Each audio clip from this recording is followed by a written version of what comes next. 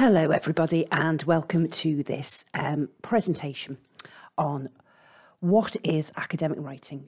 And so this presentation is going to give you a quick guide to the sort of writing that you're going to need to produce at level 3 now you're here at John Moores. So what I'd like to say is that I know you are having a lot of your sessions are obviously online at the moment, and you've been given lots of things to watch and listen to, as well as this. What I'd like to suggest to you, possibly you know this already, but we need to try to stay as active as possible when we're doing so much learning through our screens. And I don't know about you, but I certainly can find it difficult to stay concentrated when I'm spending so much time doing my job through screens. So one thing that I do, and I would suggest you do as well, is to keep myself active, is that I try to take notes as I'm listening and engaging. As you go through this presentation, you'll find that there are some places where I ask you to stop and think and write things down. So, try and engage in that. Try to see this as a very active learning experience rather than just something like the next episode of a box set you've put on in the background as you cook your tea or something. Try and if you can, sit down, pen and paper, engage in it. And also what you're going to see on the next slide is an outline of where I'm going with this session. What you can do in order to help you structure notes, because I keep saying take notes and then you sort of think, well, I'm not always sure what I should be writing down. One really top tip is that as your lecturers start sessions, they often have a slide similar to the one I'm going to show you in a minute, which outlines what the session's about. And you can use that outline to help structure your notes. So you could jot down each of the areas that your lecturer's going to talk to you about and you're going to learn about. And then under each of those subsections, you can add in some notes from that section of the presentation. So that's, my kind of tip to try and make this as valuable an experience as you can. Also, remember, you can come back to this because it's a recording. So just to say, I am Jane Murdoch. I am a tutor with the Academic Achievement Team, and I'm going to tell you a bit more about my team at the end of the presentation. So for now, let's get going and let's answer this question. What is academic writing? What will you be able to do at the end of this presentation? So let's see. First of all, you're going to be able to identify examples of academic writing. So we're going to be looking at some examples of writing, and you will, at the end of this, be able to see, when you are working on your own, you'll be able to see what is academic and what isn't, and then you'll be able to apply that to your own writing. So you'll be able to look at your own writing, really critically, and be able to make sure that you're writing academically. And the way that you're going to be able to identify it is by seeing the features of academic writing, and you'll be able to describe what those are as well at the end of this. And by features, I mean things like what the content should look like, how it should be presented, the style, the tone of the writing that you need to produce here at John Moores at level 3. And then finally, you will be able to apply a process. We're going to look at a process that you can go through to make sure that you can produce this academic writing yourself. Okay, so on we go. First things first. Why am I talking about academic writing? When on earth are you being expected to do this? Basically, all these different types of writing, types of assignments, need you to write academically. So across your programme this year, you might find yourself writing an essay, a report, giving a presentation, a poster presentation, making a poster. You might have some written exams, and as you progress through the programme and you get to level 6, you might be writing a project or a dissertation. So in all of these cases, we need to use an academic style of writing. So every time you're asked to do any one of these things, that's when we are expecting you to write academically. So let's get into it. What does academic writing look like? Well, you might have some ideas yourself. You might want to pause this video for a minute and have a little bit of a think. Think about things you might have learned previously about writing academically. Jot those down on a piece of paper. Start thinking about what you already know. So, hi. You had a little bit of a think. Perhaps some of you might have jotted some ideas down. So what we're going to do now is just look at this example text. And what I want you to do is I want you to pause this. I want you to read it. And I want you to decide if this is an example of academic writing. If you think it is, can you give some support to that and explain why? If you think it isn't, again, why isn't it? What's making you think that it isn't? So pause, read, think, decide.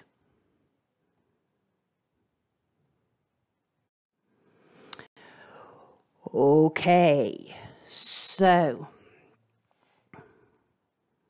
what I can tell you is that that is not an example of academic writing. Interesting though, isn't it? Because we've got some evidence of some thinking there. There's even some evidence of some reference to some reading or observation. But it's not academic. But why? Why is that not academic writing? We've got somebody talking, you know, in a relatively informed way about a topic, climate change. But why couldn't we produce that? Why couldn't we have pieces of writing like that in our essays or our reports? Well, let's look at it again a little bit more closely. And perhaps looking at it like this might help you a little bit more. So for all of you who said that it wasn't, you're right. And we're going to come on to maybe some of the reasons that you wrote down or thought about a little bit later. But for the minute, let's have a look at that text again. And this time, what we've got is Louisa. She's waiting for a bus. Somebody's asked her, she starts chatting to her mate about climate change. And this is what she says. And the reason this isn't academic writing is that this is very much something we might say. Something we might say as we just start chatting. Talking to our friends. Yes, we're talking about an important global topic. We might have read something in a paper. But this is just chat. This is just what we say. And there are certain things in here which show me that Louisa has some ideas which you could certainly use as the basis of some thought and planning for academic writing on this topic. But at the moment, she's still just chatting at the bus stop. Now, what do I mean by that? Basically, this chatting at the bus stop is not academic, because there's no real evidence here of academic research. Yes, she references things to do with the newspapers, maybe the BBC, but we don't really know what she read. We don't know what newspapers she read. Maybe she read the Metro on the way to work. What did she see on the BBC? That shows that she's engaged in things on a day-to-day basis, but that's not academic research. Academic research needs to come from better sources. And we're going to look at what that means in a little bit later. But academic research, in short, means that she really needs to be, if we're going to produce a piece of writing on this topic that doesn't sound just like us chatting, we need to show that we've read more. We've read books, papers. We've looked at better quality resources online to base our ideas on. Because those are the things that we are here to look at. We're not just chatting at the bus stop anymore. We've got the bus to the university. And here we need to do something different. We need to move on from the ideas that we've just taken, possibly from listening to the radio in the morning, glancing at the paper on the train. Here we have to take things further. We have to test them a little bit more and look for better evidence and examples. That's to do with the content. Another reason why this isn't academic writing is to do with the style and the tone. The first thing we can see is that because this is just like somebody chatting, Louisa has quite obviously said, I think. And perhaps some of you were led to believe that that meant it was academic writing, because we're here to talk about our ideas and opinions. And to some extent we are, and we're going to come back to that in a minute. But when we're writing, we don't use the first person or I. So that makes it less academic. We tend not to use things like we and you. We're more specific, and we'll look at that more in a minute. Other things which don't make it academic in style and tone are the use of contractions or short forms. By that I mean things like don't. So if we look here, we've got don't. This is a contraction or a short form. It's short for do not. In academic writing, we write both words. Not can't, cannot. Not isn't, is not. That's because these are the sorts of words that we use in speech in short form. So we show that we're writing by using both words. So let's move to the next thing. It's quite informal, isn't it? Again, this is somebody talking. So we've got, we will be underwater or boiled to death. So this sort of language is informal, it's conversational. It's things, phrases and words that we say as we're chatting. We've also got down here, the earth is being hit by. Again, it's fairly informal language. We've also got generalizations, because we've got this, everybody knows. That's very general, isn't it? We're not here to make statements like that. University means that we can go further than just saying things like everybody knows. We might perhaps have a statistic of some research to indicate exactly how many people know. Also, not everybody knows that this is a problem.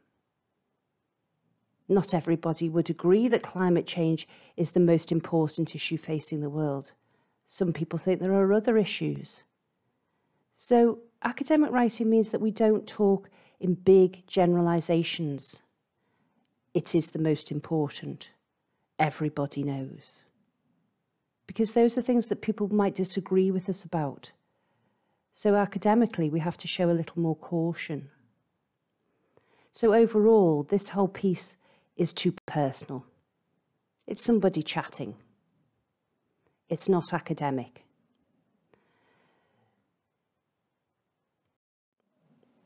So, I'm going to come back to one of the things I was speaking to you about just a moment ago. The problem with the use of I in academic writing. When we use I, we're talking very personally. And sometimes when we're writing academically and we perhaps mistakenly use the first person or use I, we actually might use it and link it to some really good research. But we're kind of reducing the impact of the research by saying, I think this research is really good. I think this research is really useful. Because who are we? What we need to do is present it without us, a little more objectively. It might be suggested this research is really useful. It could be argued that this research is very helpful to analysing this issue.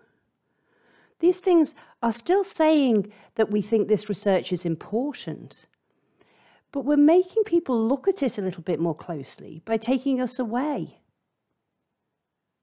You know yourselves when you've been arguing with somebody and you end up in a situation where you're just going, well, I think this, and the other person's going, well, I think that. And you reach a position where nothing can be achieved and you can't move forward. And it's easy to dismiss somebody when they say, oh, well, it's just what you think. So what we're here to do at university is move us away from this. We're here to move in to what the research says and to present the research in a way which shows our analysis and understanding without just tying it to our personal opinion. Because what we're here to do is to look at evidence and examples examine those evidence and examples, and come to an informed decision. We're not here just to think about our personal opinion and then write about that, or think about our personal opinion and just look for some sources that support our personal opinion. What we're here to do is not just about what I think. What we're here to do is to really come to reasoned conclusions about what you think based on research and evidence, and then present that in a way which means people can't just say, well, that's just what you think. It may be argued, the research suggests. It may be suggested that this theory is useful in this circumstance. This sort of language in our academic writing means that people are looking at our ideas and not just thinking that we've said something off the top of our head. So let's compare. If that wasn't academic writing for all those reasons, let's look at this example. And again, what you might want to do is pause this, read, make some notes. What makes this paragraph different from the previous example we looked at?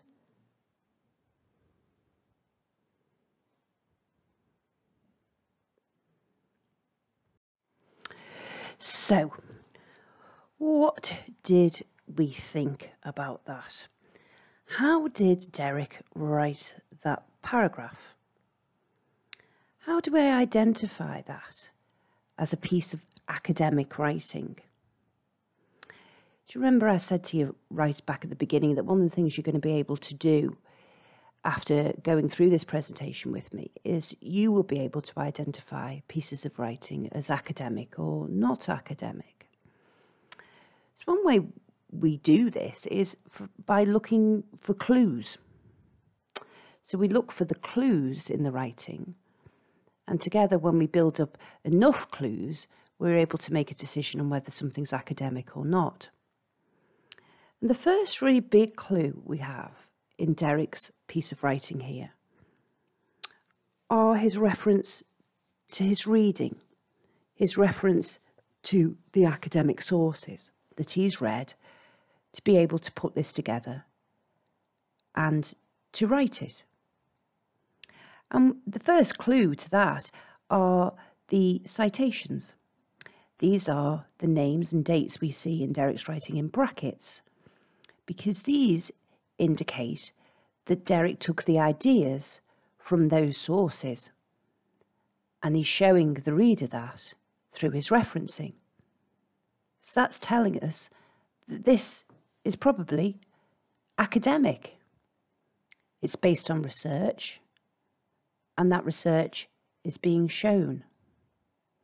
Now, just a note here, Derek hasn't put those sentences in inverted commas, so they're not direct quotations. Using sources isn't about copying out pieces from the text and putting it, presenting them as quotations. Quotations can be used in academic writing, but we must use them very, very sparingly. We only put quotations in, that means using exactly the same words as we see in a reading or a source. We only put them in if changing the words or writing about the ideas in our own words would lessen the impact of what we read. The rest of the time, we're doing something called paraphrasing, which is what we see in Derek's academic writing, in that he hasn't just copied out parts of the sources that he read. He's obviously taken notes and thought about the ideas that he's read about and written about the ideas in his own words. But because he's writing about somebody else's ideas, he has to reference to show that they're not his ideas, they're things that he's found in his research. So that's the first big clue that this is academic in style and tone. So what he's done then is that he's used this evidence from his sources to build a really clear paragraph. He's linked together the ideas in the paragraph, and we're going to look at the language in a bit more detail in a moment. As you can see, the language he's using is formal and clear, that doesn't mean he's used lots of big, long, complicated words. He's used some specialist words related to the topic to show, again, his depth of knowledge and understanding. But he hasn't written long, complicated words to present that. Academic writing has to be formal and clear, but it's not just about using long, complicated words to present things. Another thing that Derek's done is that he's used some pieces of vocabulary that we call reporting verbs to present the evidence. And we're going to look a little bit more at what they are in a moment. But for the time being, if you look back at the paragraph, you see where Derek has written things like, it is argued, it can be suggested, argued, suggested. These are examples of these reporting verbs. And these are a really, really good way of showing our analysis of sources and presenting evidence from reading in our writing. So putting all that together, there are enough clues in this paragraph to show us that Derek has written something academically. It's academic in content, based on research. It's academic in style and tone, to do with the language and the way he's organised each of his sentences so that they flow together to build a picture for the reader.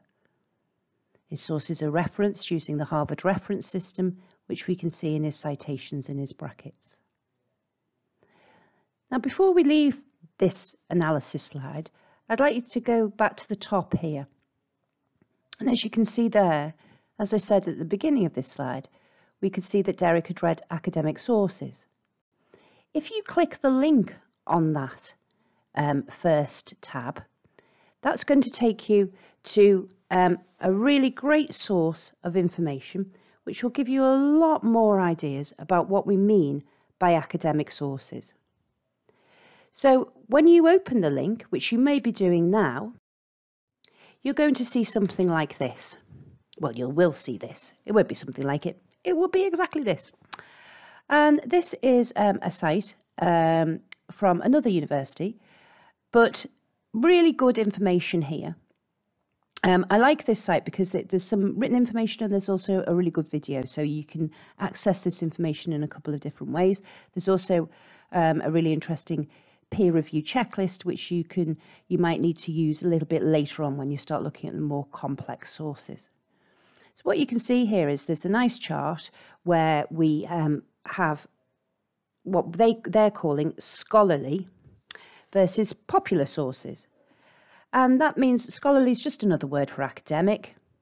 And what they're doing is they're comparing academic sources with popular sources such as newspapers and magazines, so we can see the difference. And then over to the left, we have a really good video which goes through that for us in more detail. So this is, a really nice site for you to get a really quick overview of the differences between different types of sources, what those, sites or what those sources are designed to do, and also to give you a really good idea of the sort of reading and research that you need to be doing to be able to produce a piece of academic writing like Derek. And remember that some of the work on finding those sources has already been done for you by your lecturers, because they've used their expertise in their subject areas to put together the reading list that you'll find on Canvas in module handbooks, for example, or listed in your modules. And those reading lists are the books and resources that they know you need to look at in order to research and get a really good picture of your subject area. So they've helped you get going with this by choosing those sources. And remember, they are experts in their field, so that's a really, really good starting place because they've selected things that they know are relevant, useful to you and your subject. But as we progress, you will be building on that and you'll be searching yourself for sources. And this site, this checklist, will help you make sure that you are choosing academic or scholarly sources, or if you start looking at things which are more popular, what you need to be careful about, because that is a tricky area. And sometimes we need to be really, really cautious about what we're looking at, especially if you find yourself using the internet, which I would not recommend. Use your reading lists, use the online library primarily, because you can be certain that you know what you're finding is academic or scholarly. But looking at this list here will really bring home to you why I'm making that point. So that's what you'll get. Obviously, if you've opened that link, you might be coming back now to the next slide. So where do we go on now? What are we going to do next? So we've had a look at examples of writing. We have now got some idea about how we identify what is and what isn't academic writing. And we've got some ideas about the features or the clues we need to look for to make sure that something is academic. And these are the things that we will need to put into our writing to make it academic. So we're moving on to the next phase now. Now we've got our heads around what academic writing looks like and what it doesn't look like and what those features of it are. What we need to think about now is how we are going to do it. How are you going to start putting together pieces of work just like Derek's? So let's have a look at how you're going to do it. So remember, I said to you at the beginning that you're going to be able to apply and use a process to help you go through the stages necessary to produce academic writing of the type that we've seen Derek produce. And the thing that I'm going to suggest to you is a really, really useful bit of kit for you. And if you click the link on this tile here, where it says process, that's going to take you to the Kent University assignment planner. So what I'd like everybody to do now is that I'd like you to click that link and have a look around. And then as you've had a look around, bob back into this presentation and I'll talk to you a little bit more about how you can use it. So great, hopefully you've had a good look around and found it quite straightforward. So basically, what you've got here is you've got a tool that helps you plan your time, use your time efficiently so that you can make sure that you're producing good quality academic writing. So what I did, I threw in some dates. So I started from today's date and I said that I had a month until my assignment, my essay was due in. And then that automatically meant that the tool, generated this really brilliant process tied to dates. But the fantastic thing about this is that it's not just telling you, how much time you should be spending, but it's telling you what you should be doing with that time. And as well as that, each section has a whole range of links for you to be able to look at so that you can then really understand what they mean. So understanding your assignment question doesn't just mean reading it 14 times. It actually means breaking it down, looking at the words your lecturers are using, look at what your learning objectives in your module handbooks, and all that work together means that you're going to get a really good picture of what the assignment's about, and that's really going to help you when you start moving in to the next phase, which, as you can see here, is research. So once you've really understood what you've got to do, then you're going to be able to move into the research phase. You're going to be able to look at the reading lists on Canvas and be able to work out which books or resources seem most relevant to that assignment, and also going to give you some pointers about using the library a bit better. And then once you've found the books or the sources, really great pointers here about reading and note making, about what you should be doing once you found the things to read, and how you should be, making notes for them. Lots more information available in other places, but everything here is great. This is a collaborative tool made for all British universities, so it's just hosted on this site, so it is made for you. So one thing I would really recommend, have a good look at that, have a good look at those resources, and then what you've got now is a whole idea of the process you need to go through to be able to produce academic writing. So once we've done that,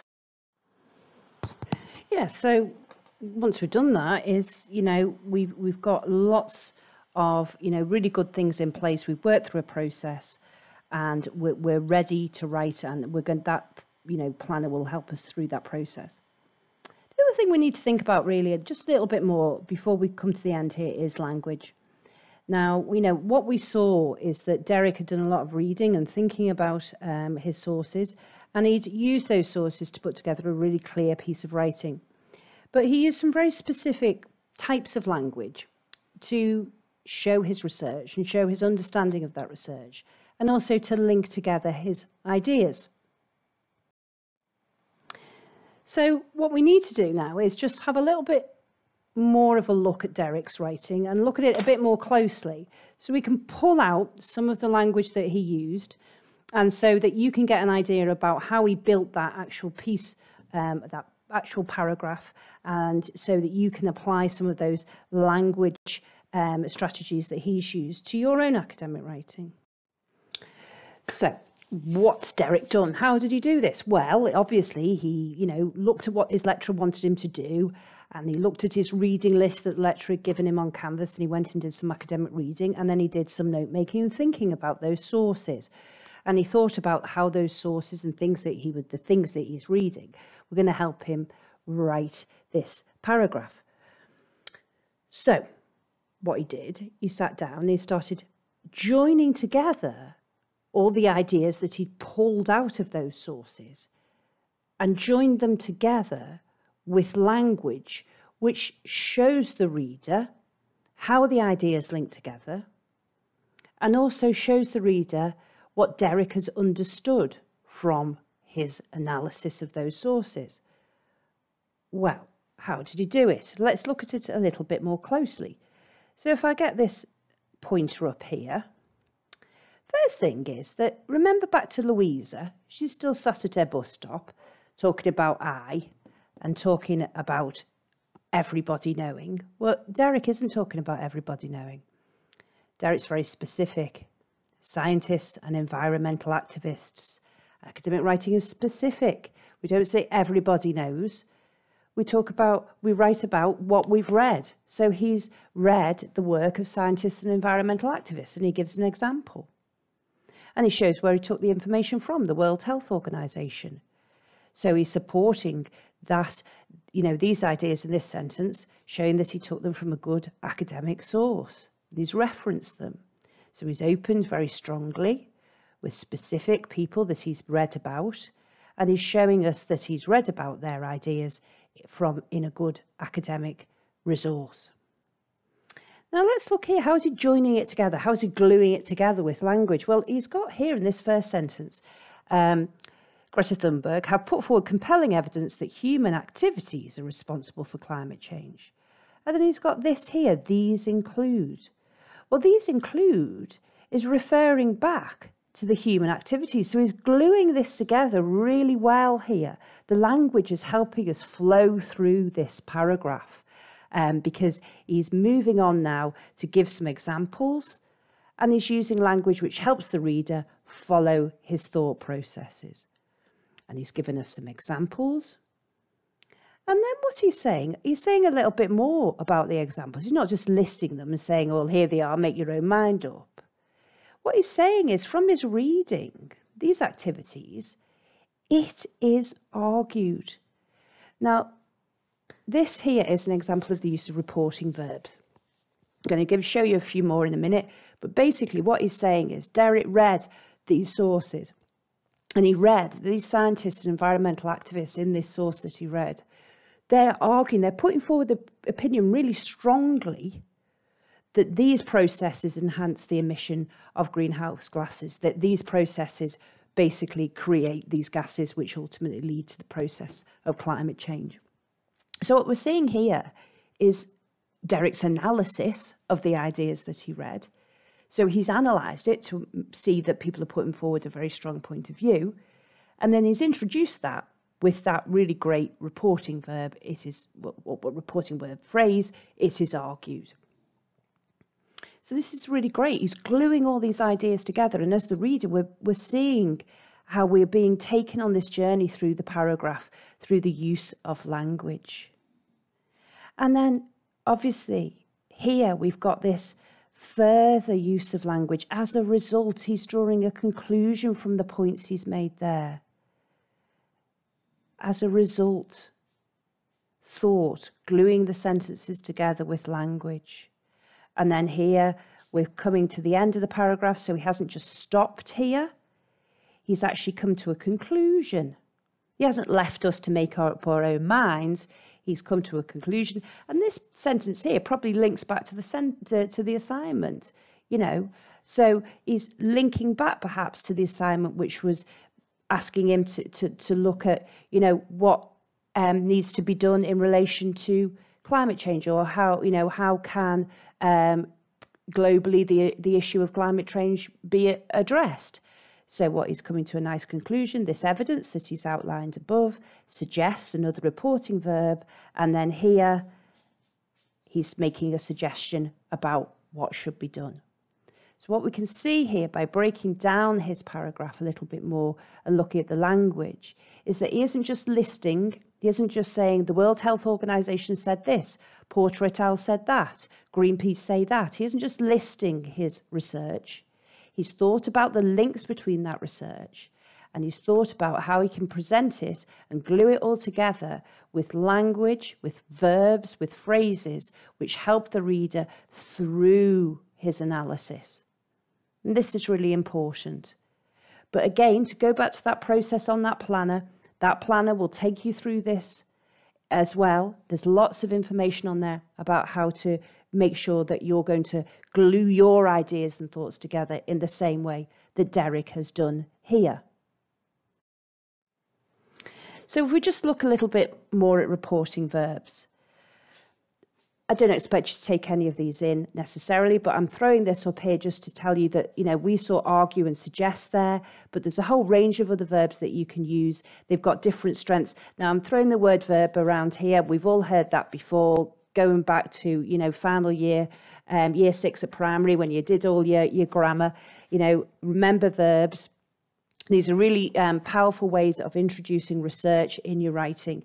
So, but just remember that what we saw there is Derek used them really well, didn't he? Because he said he'd used argued because he'd realised that these people are putting forward a strong point of view, so he used argued.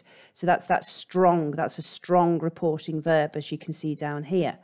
But there's other verbs we can use to introduce other types of reading. So we might come across something where somebody's just telling us about how a process works. So we might use, say, describe. Or, you know, here we saw in Derek's word, didn't we, suggest. And remember I said that before about, you know, being a bit cautious, not saying everybody thinks this, everybody should do this. Making academically based suggestions. So looking at the evidence, coming to a conclusion and saying, well, okay, this really does suggest that this is what should be done. You know, not saying this should be done because somebody else is going to go, well, we should do something else. Suggesting. This is what we call academic style and tone. And these words here, these verbs, really help us introduce our research and also show what we've understood from that research. And what we saw also in Derek's work was the use of these linking and transitional words. So, you know, we saw him using as a result, but there's a whole range again here, as you can see in this chart, all these words, many of them you've probably used before. But remember, these are the glue, okay? These are the words that we use to move from one idea to the next, from one sentence to the next. It glues it together for the reader so that they know where we're going. So yeah, what we've seen is then, let's pull it all together. What do we need to think about? What we need to think about now in academic writing, let's pull it together. We need to think about using that process. So we've got a process now. So we're going to use that process because we're going to produce academic writing. And we've seen what academic writing looks like. We've seen that it has a very particular style and tone. We've seen that it has a very particular use of language. We've seen that it doesn't use I or short forms. It isn't general. And we've seen, most importantly, that it is based on reading research and analysis of that research. And then once we've analysed it, then we can start making suggestions about what we've read. So what we've got here now is a nice clear view of what we need to be able to produce at level 3. And you've got an idea about how to go through and produce it by using that process. And additionally, you need to keep in mind the language that you're going to be using. But remember, as you read, and this is a real key here, as you read through the sources that your lecturers have recommended on Canvas to you in online classes and so on, the more you read, the more you're actually going to see examples of academic writing and examples of academic writing connected to your subject area. So the more you read, the more you're seeing academic writing, because your reading is somebody else's writing. And that means that you're going to get much more of a feel about how we write academically and how other people in your field write academically. So the key to this is having a process, understanding the power of language when we come to writing up at the end of that process, but also making sure that we are reading and giving ourselves enough time to look at that reading and think about how words are being used there to help inform and, you know, give us a little bit more idea of how we can start writing academically as well. So I've whizzed through a lot of ideas here. So let's just, you know, have a look finally. What we've got in Derek's paragraph is all those things pulled together. And what we can see is that he isn't just listing lots of sources. He's got a nice paragraph full of evidence and examples, full of words which link those evidence and examples together. And he's come to a nice conclusion here. He's not just presenting balance scales. He's coming to a conclusion which says that the evidence is suggesting one thing. So this is what we are aiming to produce at level 3. So, okay, I've whizzed through a lot of ideas here. Obviously, I would strongly recommend go back, have a look at the process planner, have a look at that video on choosing academic sources. But if you're not already enrolled, what we have here is a link to the Skills at LJMU module, which is absolutely, you know, a brilliant place to start for you to have a look at some more ideas on note making, some more ideas on, you know, academic writing and academic reading. It's a really good starting place for you this year if you want to take this a little bit further. There's also a link in there to joining the other academic skills module where, again, there's a huge amount of further resources to help you with this. So thanks for listening to me. I hope you find this useful and really good luck. But one thing I'd like to add, which I said I'd do at the beginning, is that I'm from the Academic Achievement team. And again, if you enroll on that module, lots of information there about who we are in more detail, how you can come to some of our further sessions, how you can book one-to-ones with us to discuss your academic writing or all aspects of your programme, and, you know, what exactly we will offer you to help you on this journey. So hopefully I'll see you soon.